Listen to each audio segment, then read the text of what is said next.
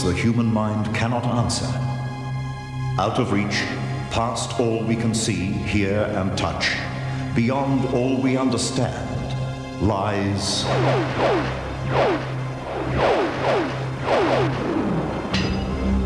the extraordinary. Delta Sierra Juliet, there is no known aircraft in your vicinity. It was a clear Saturday night when Flight Services Officer Steve Roby became the last person to have any contact with a young pilot by the name of Frederick Valentich. At speeds 2-3 times I could not identify. I personally don't think that he fabricated his disappearance. Like many, Valentich's family, particularly his father Guido, believe he was taken by something from another world. I believe that he was involved with an extraterrestrial. UFO expert Paul Norman investigated Frederick Valentich's disappearance. His verdict?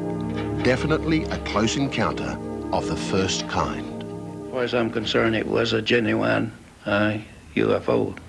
It's just on 14 years since Frederick Valentich's desperate radio call from over Bass Strait. To this day, no trace has been found of him or his plane. Why not? Can someone simply disappear off the face of the Earth? It was 3 days before that fateful night that Valentich started down the road that would end in his destruction. On October 18, 1978, a young civil pilot went to Melbourne's Moorabbin Airport trying to hire a plane. G'day. G'day. I'd like to hire a plane to fly to King Island. The weather's closing in Bass Strait. It's too dangerous to fly there today. I've flown in bad weather many times before. 3 days later, he was back. The weather was fine, and Frederick Valentich got the okay to fly to King Island. When VHDSJ was cleared for takeoff, all was normal, except for one thing.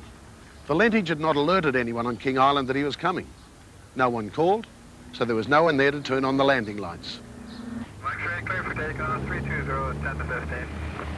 If anyone should have known a light plane was on its way to King Island, it was Brian Jones. As flight service supervisor, it was his job to light the runway for incoming night traffic. I remember the day quite well. It was a Caulfield Cup day, and I've been playing golf. Brian, phone call. When I got a phone call to say that an aircraft was missing across Bass Strait, which was Delta Sierra Juliet, the Cessna 172. It should have been a routine 69-minute flight from Moorabbin, along the coast to Cape Otway, out over Bass Strait and on to King Island. But as the drama was unfolding in the night sky, other strange events were about to unfold on the ground. On that night, I decided I'd go up on the area outside the hut and take the sun setting in beautifully into the west. I took a series of photographs, about 6 in all, at around about 15, 20-second intervals, and that was it. Roy Manifold never saw or heard the mysterious object he caught on film. He could not explain the image he'd captured, and nor could Kodak. They come back and they said, oh, it's definitely not a developing error. It's nothing to do with the film or the development of the film on the print, but they couldn't explain what it was and why it was there. Paul Norman had no doubts what was on the film. He sent the photos to the laboratories of Ground Saucer Watch in America.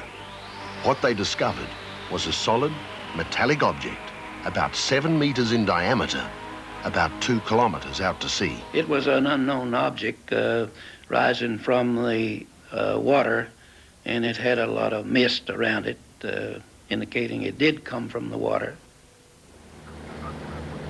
After takeoff, all was normal for a while. Valentich made routine contact with air traffic control at Tullamarine. It was 19 minutes past 6. The weather was good, visibility excellent, with scattered clouds and light winds. Then came the concerned call. It was to be the last conversation Frederick Valentich ever had.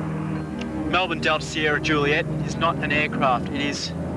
Delta Sierra Juliet, Melbourne. Can you describe the aircraft? Delta Sierra Juliet As it's flying past, it's a long shape. Few people have ever heard these words. The exact words uttered by Frederick Valentich in his last call to air traffic control. Melbourne, it's approaching now from due east towards me. Delta Sierra Juliet, Melbourne. Delta Sierra Juliet. He seems to be playing some sort of game. He's flying over me at speeds 2-3 times I could not identify. Delta Sierra Juliet, roger. And how large would the object be?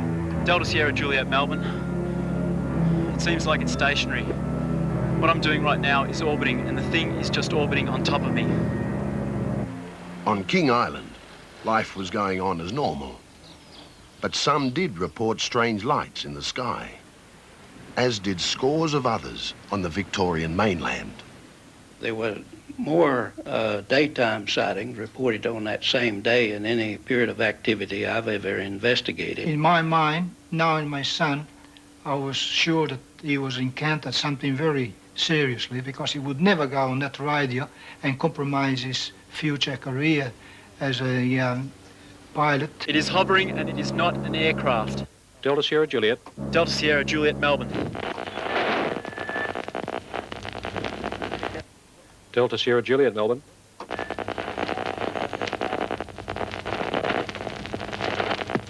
Delta Sierra Juliet. Delta Sierra Juliet, Melbourne. At 7:12 and 28 seconds, those were Frederick Valentich's last words. Then a long and loud metallic sound. The engine had the characteristics, for example, electromagnetic effect.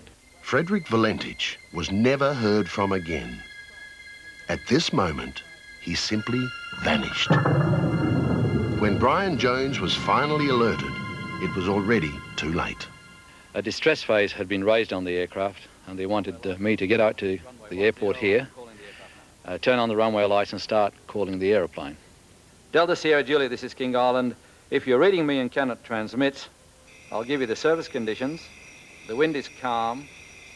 QNH 1028, sky clear. Runway lights are on, and no traffic for your descent. We took off and we flew due north to Cape Wickham Lighthouse, which is the northern tip of the island. It was an unreal night. It was kind of strange for this part of the world. There was no wind, and when we got out to sea just north of Wickham Lighthouse, you could actually see the reflection of the stars in the water. Jones's plane was the first to search in the area. Over the next 4 days, it was joined by civilian and military aircraft, including an RAAF Orion, which has special sensors for tracking metal in water. But not a trace of Valentich or his plane were found. The fact so far, Valentich was flying a single-engine Cessna alone on a clear, still night. There was no other aircraft known to be in the area. Numerous people reported seeing strange lights in the sky all around the Victorian coast. Roy Manifold captures something on film that to this day has not been explained. And Frederick Valentich reports being buzzed by a mysterious flying craft. For Guido Valentich and his family, the mystery has been a 14-year nightmare, made worse by the fact they still don't know the fate of their son. Good morning, sir. I'm after Mr. Valentich. That's me. Mr. Valentich, can you tell us where your son is, thanks? No, he's supposed to come back from King Island last night. The worst things that might happen to him would have been being abducted by some unknown civilization, and that possibly will take, we don't know how many years before we'll be able to see him again. In my heart, I do believe that one day I will see him again. I don't feel that he staged his disappearance. I'm quite open on it. I really don't know.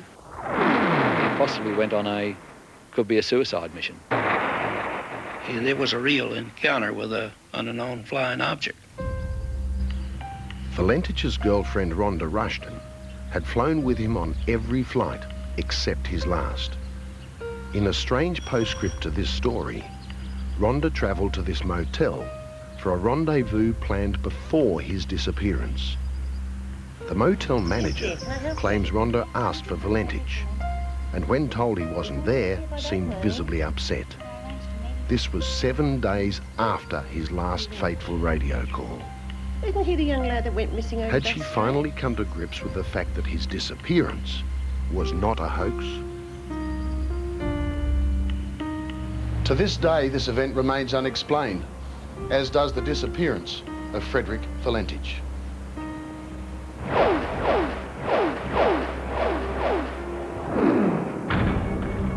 The history of mankind, there have been those whose qualities stood out from the rest. Julius Caesar's power, Albert Einstein's genius, Helen Keller's courage. The man in this story from Alison Holloway may take his place among the unique for very strange reasons.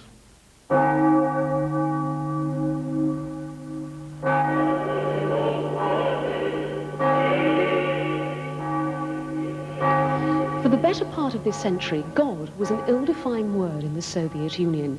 Officially, communist Russia was atheist, and such things as worship and belief in miracles could only exist behind closed doors. But since the Iron Curtain parted, we've seen how Soviet citizens cope with the need to believe in some form of a higher being. While belief in God may have been discouraged by the Kremlin, other forms of belief in the supernatural took on a more grounded form. Scientific experiments in parapsychology, telepathy, and such phenomena as Carillion photography were far more widespread than in the West. And the belief in the power of mind over matter has become almost a religion in itself.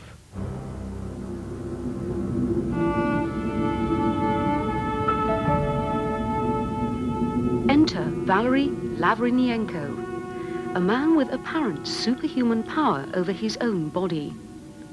His nearest equivalent in Western civilization was perhaps the great Harry Houdini. But Houdini's astounding performances and magical escapes from impossible situations may pale next to the physical phenomena and powers over body that we're about to see performed by this man, Lavrin Yenko. To his followers is a 42-year-old living Superman on Earth. A man who can pull a 65-ton locomotive, able to immerse himself in a vat of boiling water, burn paper with his bare hands, and much, much more. As we enter his superhuman world on a bitterly cold day in the Ukraine, a crowd is gathered. Lavrin Yenko is about to demonstrate for the camera a medical and scientific impossibility. The claim that he can hold his breath underwater for 15 minutes and live. Lavrin Yenko's only reservation on this freezing winter's day is the cold and that howling wind. His only artificial device is a clasp designed to keep his nose shut tight. The average experienced diver can hold his breath a maximum of 3 minutes. The only man ever recorded to surpass this was the French oceanographer Jacques Majeur, who remained submerged for 5 minutes. Lavrin Yenko has just hit 2 minutes, 30 seconds. Our clock will continue counting while we examine some other demonstrations of this Russian Superman. Some months ago, there was this scene at the central railway station in the city of Donetsk. Again, a crowd formed to witness Lavrin Yenko attempt to substantiate one of his more spectacular claims to superhuman strength and endurance. We will spare you the vivid footage of Lavrin Yenko threading wire through the flesh of both his forearms. The other ends are attached to the last car of a 65-ton locomotive in the railway yard. As snow falls, Lavrin Yenko assumes his position.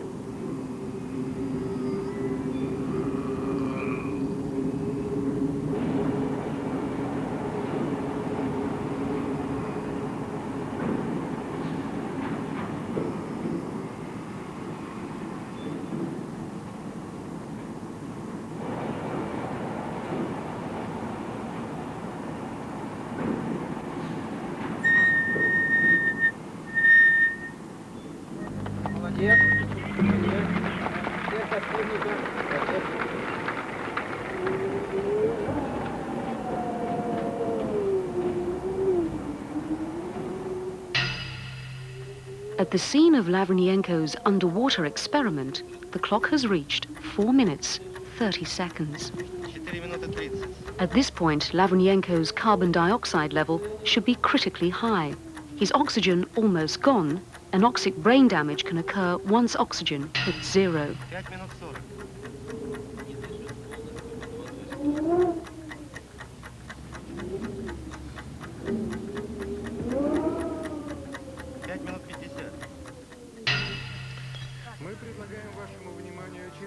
To illustrate the difference between his own extraordinary physical powers and the feats of commercial stuntmen, Lavrin Yenko is quick to perform their standard fare of, say, lying on broken glass while a truck drives over his chest, or having bricks smashed on his head before reeling off a board full of numbers, randomly chosen by the audience only moments before. But this demonstration of burning objects is more impressive. Lavrin Yenko has proved to medical experts he can stop his heart beating long enough to be declared legally dead. And here he is burning the top off a newspaper by focusing the electrical currents of his body through the tip of his finger. By now, Lavrin Yenko's body shows greater signs of stress. His muscles are contracted, and agitated movement from his legs is causing the water to form waves. More and more bubbles rise to the surface. On this day, Lavrin Yenko will not remain submerged the promised 15 minutes. He is pulled from the tub after 9 minutes, 13 seconds.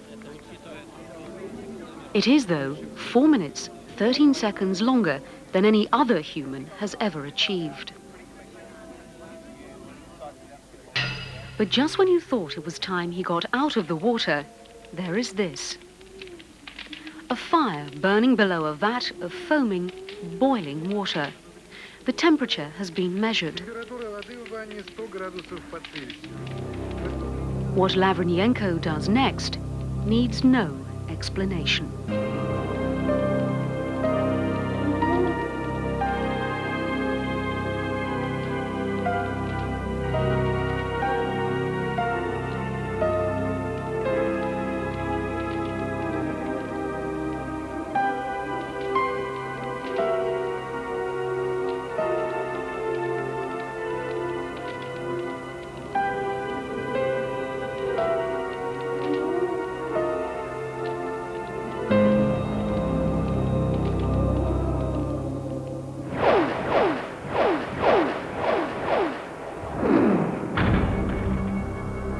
Dramatic story of Australian radio star Doug Mulwray, and the night the line between the real and the supernatural blurred.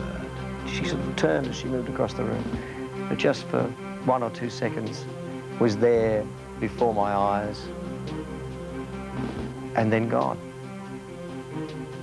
Since she was in her 20s, Lucy Rael has experienced Christ-like bleeding of her palms, her feet, and from the apparent wounds that might be inflicted by a crown of thorns. Many times I asked the Lord, why me? Many, many times. And again, I still don't know that answer. Also, the final dramatic moment in the life of American hellfire and brimstone comedian, Sam Kinison.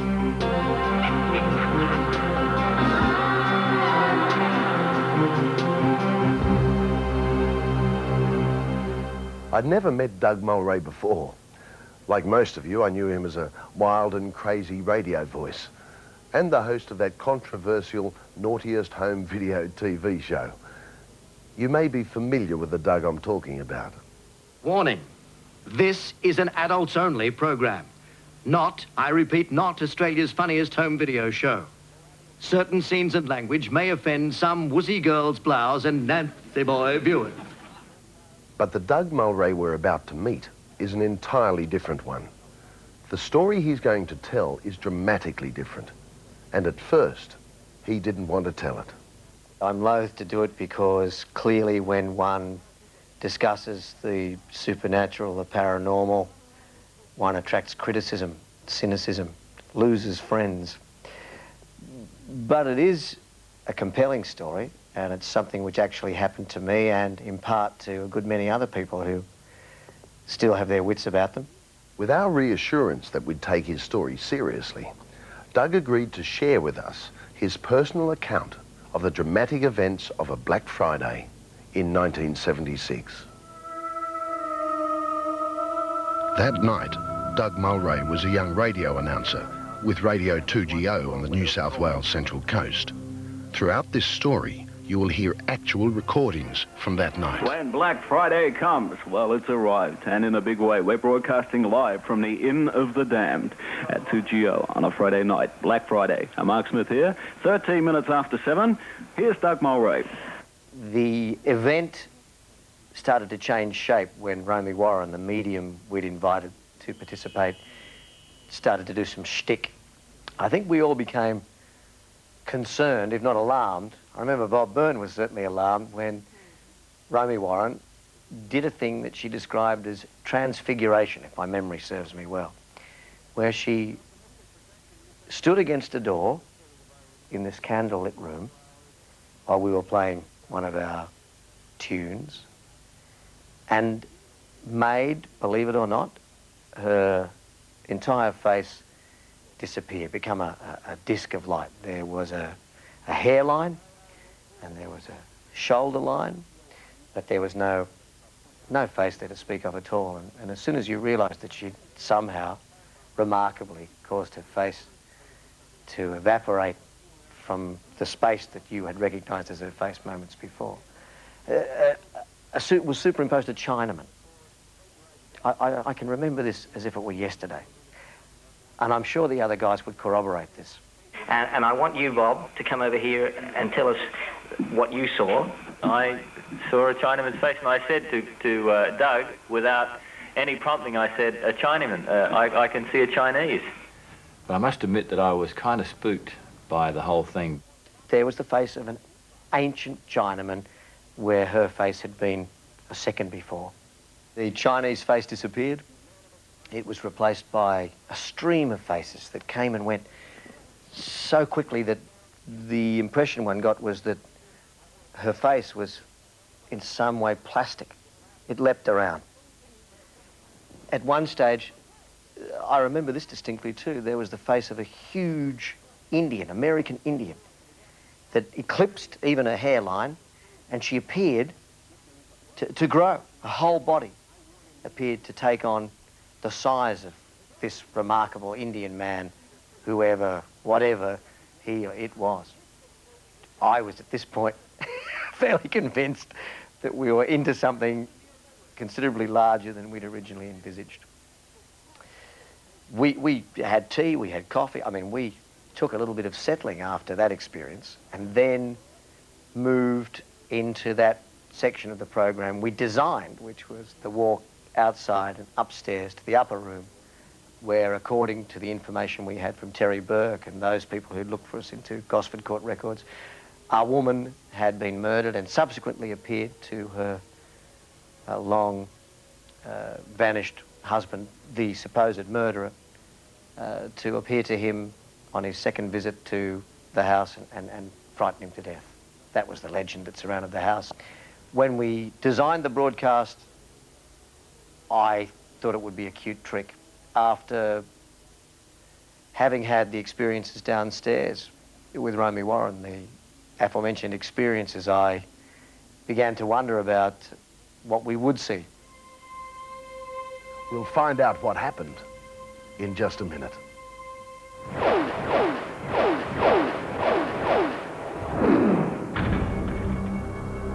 TV personality Doug Mulwray, with more on the night the line between reality and the supernatural blurred.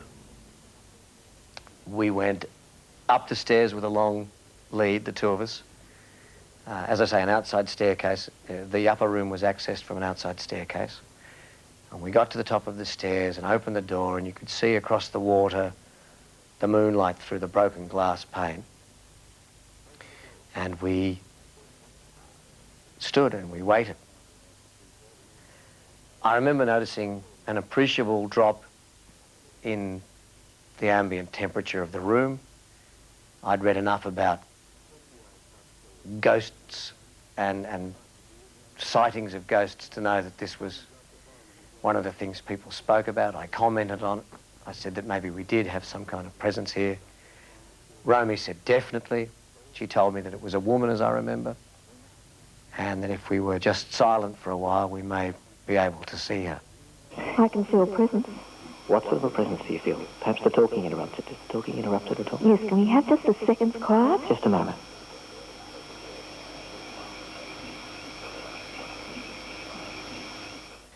The automatic gain control, that device at radio stations which picks up whatever noise there is to keep it balanced, to keep something on the radio, sucked up the sound of the insects outside. And I can remember to this day the intense sound of the chirruping, the grasshoppers, the cicadas, whatever they were in the bush. Loud, hammering, the cold in the room. But nothing did we see. So after what seemed like an eternity, it was probably 10 or 12 seconds, I said, well, it looks like we're going to be disappointed this evening. It doesn't seem that we'll be witnessing any ectoplasm, and maybe it's time to go back to the central commentary position, with apologies to Richie Benner. We crossed to, I think it was Mark Smith who was on the air, who did what radio announcers do: time call, weather check, record introduction, commercial break. And the moment that our mic was switched off, the moment we crossed back to the studio downstairs, before my eyes, certainly, before Romy's eyes, she corroborated everything I saw. A figure of a woman, opaque, uniform in colour, regardless of whether we were looking at skin or clothing, appeared in the furthest left-hand corner of the room and moved towards us and across in front of us to the other end of the room. She had on a bonnet, she had on a full skirt, which had a tight bodice and I guess what you would call a bustle over the derriere.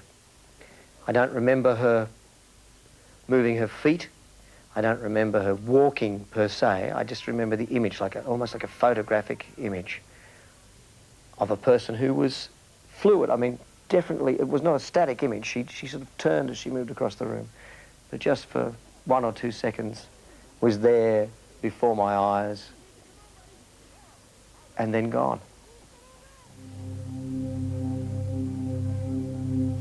As we shut down and crossed back to you, well, I don't know, but Romy, perhaps you could describe what happened for us. Well, I think I said to you, did you see that? And you said, yes, a woman.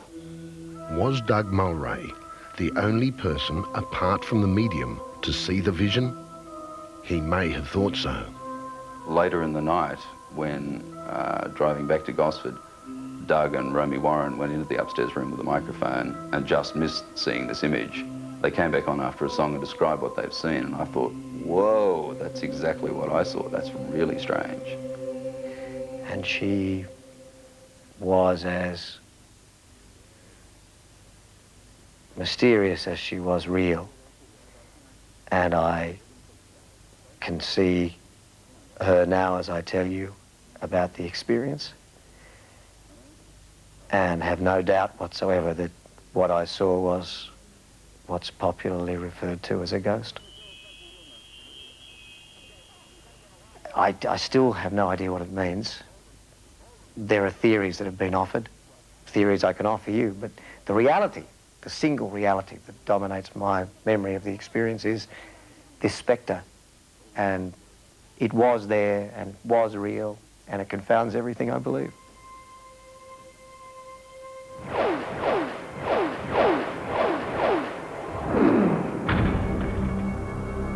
Church in New Mexico, before a congregation that has come to believe absolutely in a miracle, Raphael Abramovich watched a woman named Lucy Rael raise her hands and saw blood actually drip from her palms.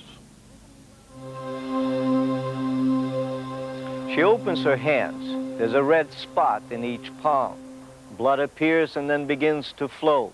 And when that happens, the faithful rush towards her, looking for salvation, healing, and hope. The wounds appear mysteriously and vanish without a trace. And although there are doubters, doubt is no barrier to believers. Thank you, Lord. In the name of Jesus. Touch you, Lord. It happened again this night. The faithful had gathered in the small church, and they had brought with them only their disabilities, their fears, and their imperfections. They had come to look for something to hold on to, something to believe in, a sign. And again, Lucy Rael delivered. Tonight, when the blood sign came on my hands, I didn't know it was there. I had no feeling. I was just ministering to the people. And someone out in the audience just pointed at my hands, and I realized they were talking perhaps of the blood, and I looked at my hands and it was there. Stigmata, the bleeding of the hands and feet in the way Jesus Christ bled from his wounds during the crucifixion, has for centuries been a lifeline for Christians needing a more tangible proof of Christ than mere faith. The most famous stigmatic of recent times was Padre Pio, an Italian priest in the town of San Giovanni Rotondo. For much of his life, he locked himself away from the thousands who flocked to his small church, hoping to witness a miracle. In 1922, the church ordered him to stop saying Mass in public. This lasted for 10 years. On the occasions he revealed himself, he bled profusely from both his hands and his feet. A measure of the power of his stigmata was best demonstrated on the day of his death in 1968. More than 100,000 people gathered in the small village, and tears flowed for a week. For his followers, a living miracle had died. While the Catholic Church has always been a cautious skeptic in matters of miracles, the process of canonization to sainthood for Father Pio has begun. Jesus touched him. Yes. Thank him. Give him the glory. Lucy Rael's ministry is a long way from the Vatican, but the people who have followed her stigmatic phenomenon the past 22 years are as fanatical about her as the 100,000 in San Giovanni Rotondo. The first time that it happened was in 1973 in Taos. It was, I looked at myself, my hands are bleeding, there's wounds on my hands. I didn't know where it was coming from, and it scared me. It was a feeling of what's happening. And shortly after that, it was like a peace that came over me. According to the available religious literature, there have been more than 300 reported cases of stigmata in the world since the 11th century. And in each case, the nature of this manifestation of the crucifixion has brought as much controversy as wonder. For every believer, there seems to be a doubter. Rael confronts them everywhere she travels across the south of the United States. All good things come from God. Good things come from God. Small churches invite her to preach and heal, and if it is God's wish, she bleeds.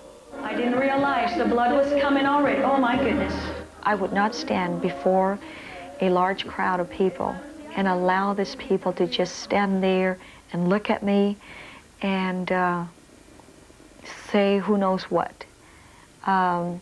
It's very hard. It has not been an easy life and an easy thing to have.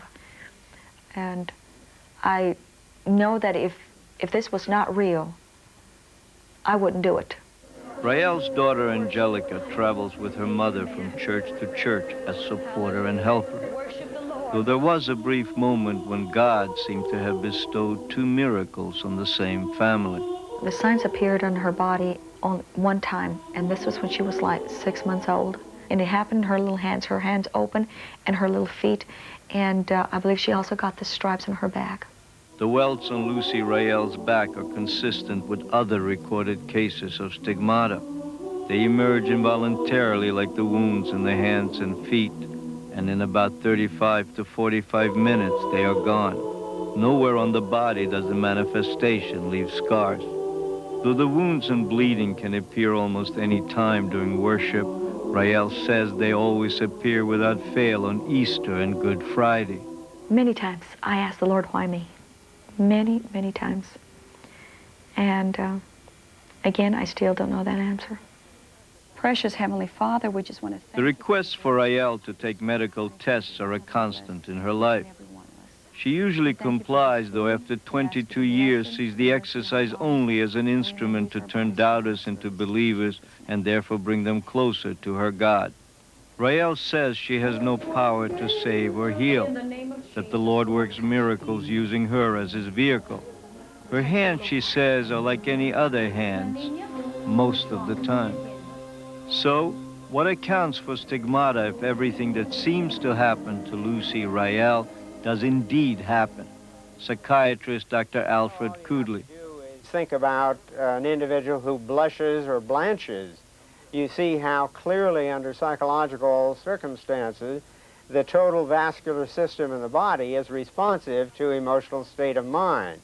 And the same thing can happen, therefore, insofar as the bleeding from the hand, for example. Sing it to Jesus tonight. But for the followers who worship and at times seem to enter communal rapture in the presence of Rael's stigmata, mortal medicine is irrelevant to their belief. They come looking for a miracle, and when they're lucky enough to have arrived on a night like this one, they leave convinced that they have witnessed the manifestation of Christ on earth.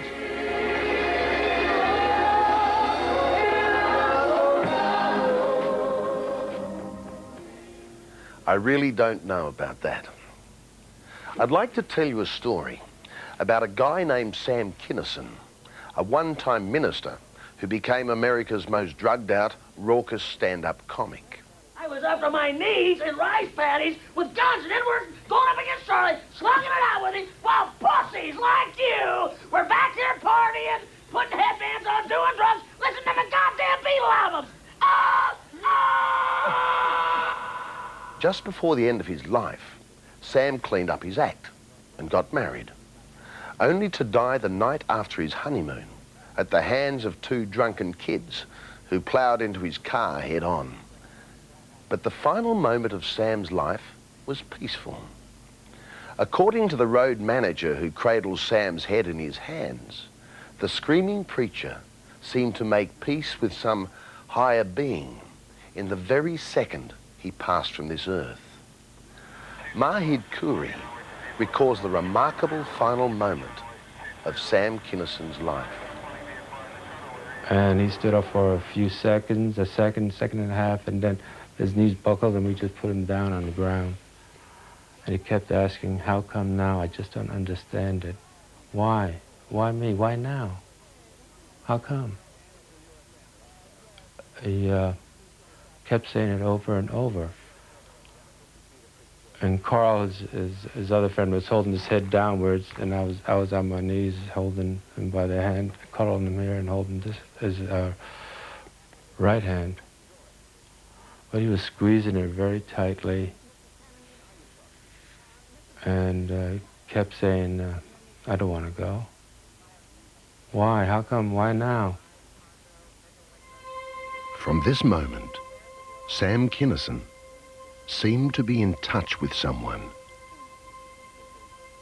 tuned into the hereafter. And I looked at Sam and he said, how come? And then he started saying, okay, okay, okay, okay. That was it. He let loose in my arms. And he went down so nice and mellow, like there was no pain in his death. But he was talking to somebody, and it wasn't any of us.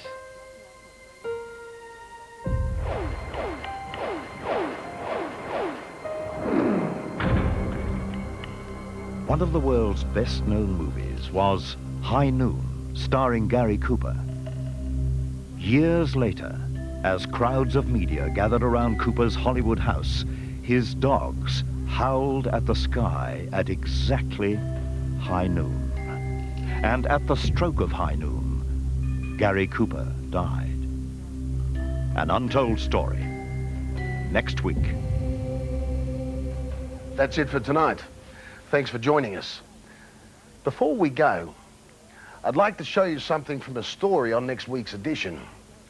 It's about a night a young man walked along a lonely tropical beach toward a circle of total strangers and heard the most intimate secrets of his dead father from a woman he'd never met. Your mother and I may have grown apart over the years, but I've always loved her too. The voice changed. The face changed. I realised then what was being conveyed to me was my father. Sometimes life gets just a bit too much, and you can't cope. So I hope you don't hate me for that. I've made mistakes. She spoke in detail of his childhood, a childhood he had revealed to no one. I just want you to understand that I'm sorry for what happened, and I love you very much.